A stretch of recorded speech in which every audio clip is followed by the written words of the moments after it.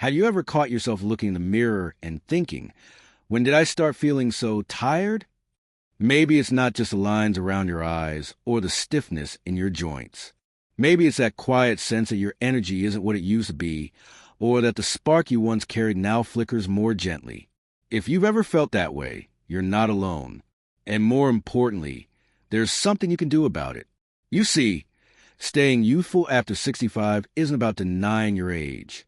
It's not about pretending to be 30 again or chasing after some impossible idea of what young should look like.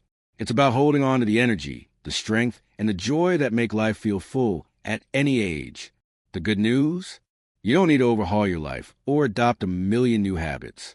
In fact, just 4 simple things, done weekly, can help you feel stronger, more vibrant, and yes, more youthful without ever stepping foot in a gym or buying a single anti-aging cream. Now, I'm not going to throw a bunch of fancy advice at you. What I want to share comes from real life, from people just like you who are learning that aging well is more about rhythm than routine and more about joy than discipline. So, let's have a heart-to-heart, because you deserve to feel strong. You deserve to feel alive. And it starts with small steps that bring big change. Let's begin with something that might surprise you, movement. Not exercise in the traditional sense, where you force yourself to do 1,000 push-ups or run a marathon. No, I'm talking about joyful, meaningful movement. The kind that makes you smile, not sweat buckets. The kind that reminds your body, I'm still here, I'm still capable. Once a week, set aside time for movement that actually feels good. Maybe that's dancing in your kitchen to a favorite song from your youth. Maybe it's walking through a park and noticing the way the sunlight filters through the trees. Maybe it's stretching gently on your living room floor, just breathing, just being. What matters most is not how far or how fast you go. It's that you go. You show up for your body. You move in a way that reconnects you to your strength, your balance, your sense of flow. And here's the magic. When you move, your body responds. Your joints loosen. Your heart beats stronger. Your mind clears. You start to feel grounded again, like your body and your spirit are dancing in sync. Even just once a week, this kind of intentional movement can shift your entire mood. You feel younger, not because you erase years, but because you remember how to enjoy them. Now, while your body loves to move, your mind needs just as much attention. And one of the most powerful things you can do each week is to learn something new. Think about it. When was the last time you taught yourself a new skill? Or read something that challenged you? Or tried a hobby you'd never considered before? It's easy, especially after retirement, to fall into routines that feel comfortable but don't quite stretch us. And over time, that comfort can become a kind of quiet dullness. But here's the beautiful part. Your brain is still hungry. It still wants to grow. And every time you feed it something new, something interesting, you wake up parts of yourself that may have been sleeping for years. You remind yourself that you're not done, not even close. So maybe this week, you watch a documentary about a place you've never been, or you sign up for a painting class at your local community center, or you challenge yourself to write a short poem, even if you haven't written a thing since high school. It doesn't matter what it is. What matters is the trying, the willingness to be a beginner again. Because beginners don't grow old. They stay curious. They stay alive. And that is the heart of staying youthful. Now, let's be honest. Sometimes the hardest part about trying something new or moving your body isn't physical. It's emotional. It's that little voice inside your head that says, "What's the point? I'm too old for this." It's too late. If you've ever heard that voice, I want you to know something. It's wrong. It's just fear, dressed up in the clothes of self-doubt. And you don't have to listen to it. Instead, make a little space each week for self-encouragement. I know that sounds simple, maybe even a bit silly, but hear me out. We spend so much time being hard on ourselves, looking back on past mistakes, comparing ourselves to who we used to be. But what if you flip that? What if once a week you looked in the mirror and said something kind instead? Something like, "I'm proud of how far I've come." Or, "I still have so much to give." Or even just, "I'm doing my best and that's enough." You'd be amazed how powerful that can be. Your mind listens to the words you speak.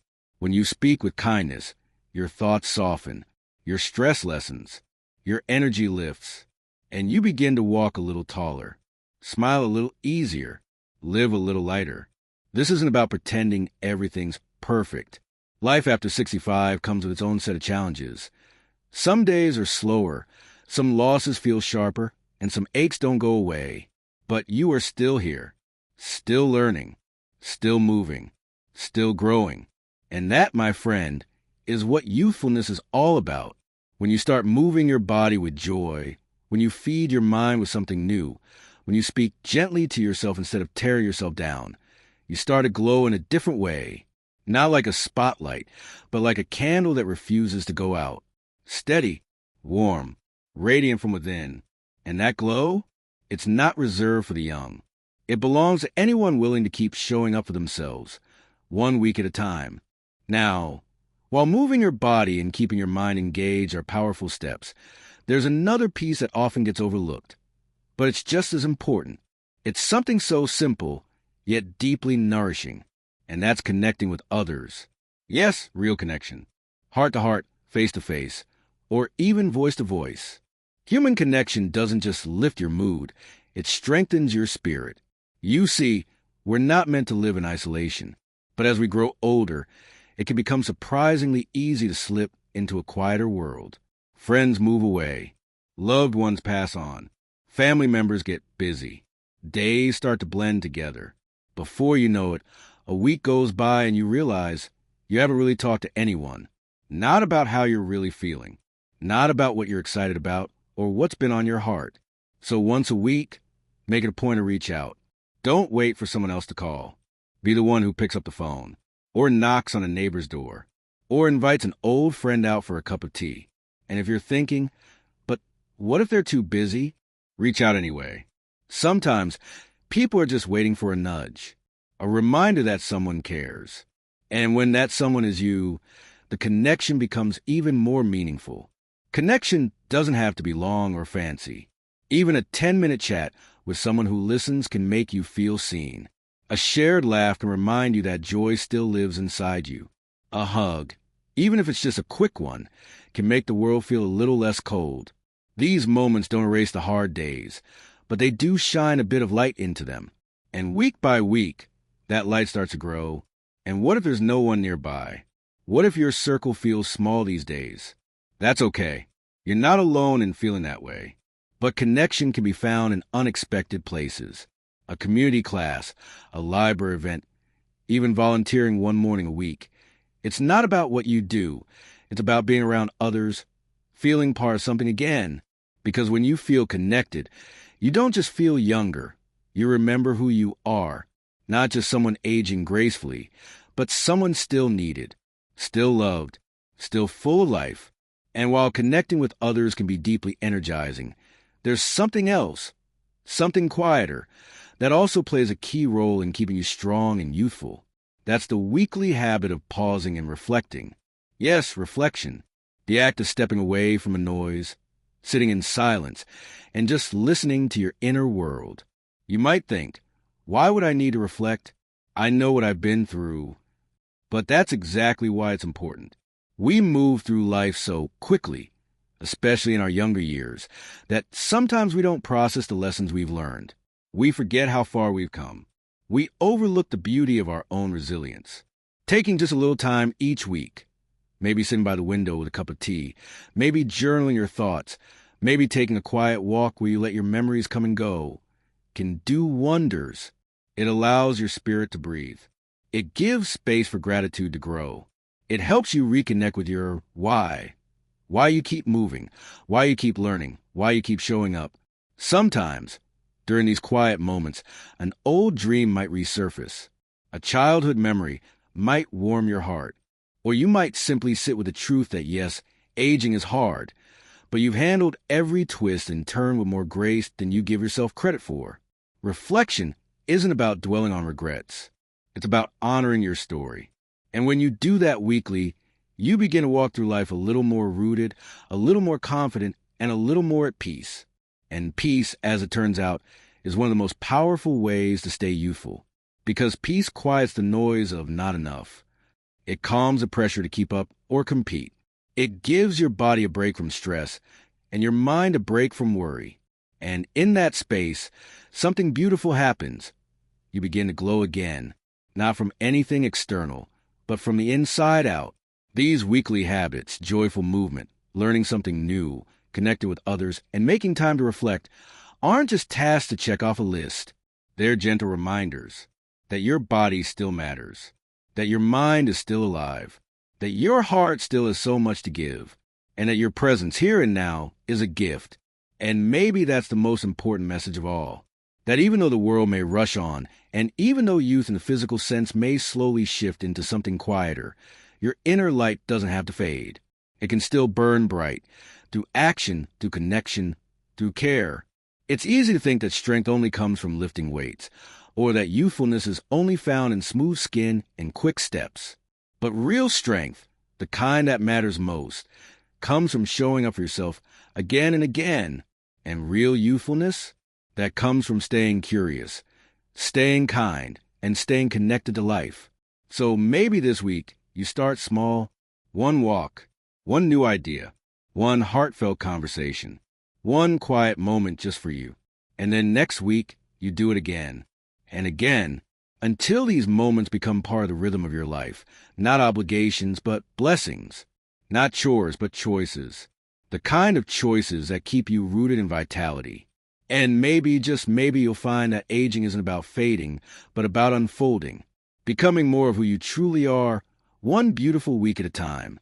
So here's the truth.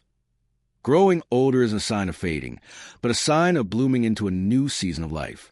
A season that might move slower, yes, but with deeper colors, richer textures, and a kind of quiet wisdom that only time can grow. If you've made it this far in the video, that tells me something very important about you. It tells me that you care about your health, about your happiness, about continuing to live fully, not just exist, but really live. And that right there, that's the kind of mindset that changes everything.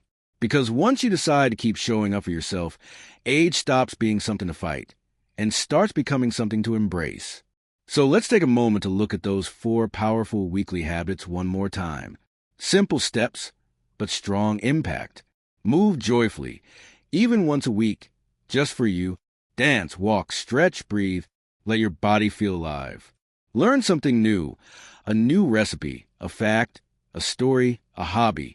Keep your mind curious. Keep it growing. Connect with others, a friend, a neighbor, a kind stranger.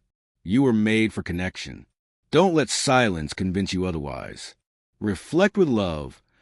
Look back not with regret, but with respect. You've come so far.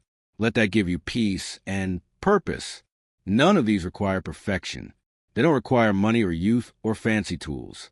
Just willingness. Just heart. Just a little space in your week to say, I'm still here and I'm still becoming. Because you are. No matter what your age, no matter what the mirror says, you are still becoming. You still have stories to tell, laughter to share, love to give. You still have mornings worth waking up for and nights worth reflecting on. You still have strength and you still have time. So start with just one of these habits. Make it yours. Then slowly, gently, add another. There's no rush. The goal is not a race forward. It's to root deeper, to make your days richer, your steps steadier, your spirit lighter. And remember, you're not alone on this path.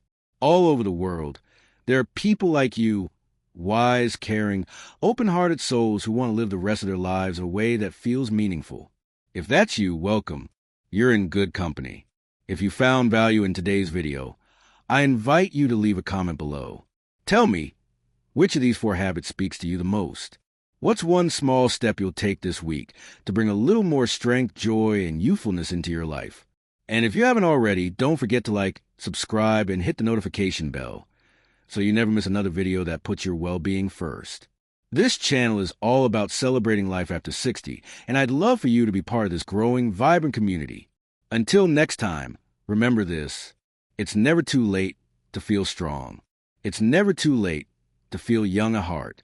And it's never too late to begin again. Take care of yourself. You deserve it.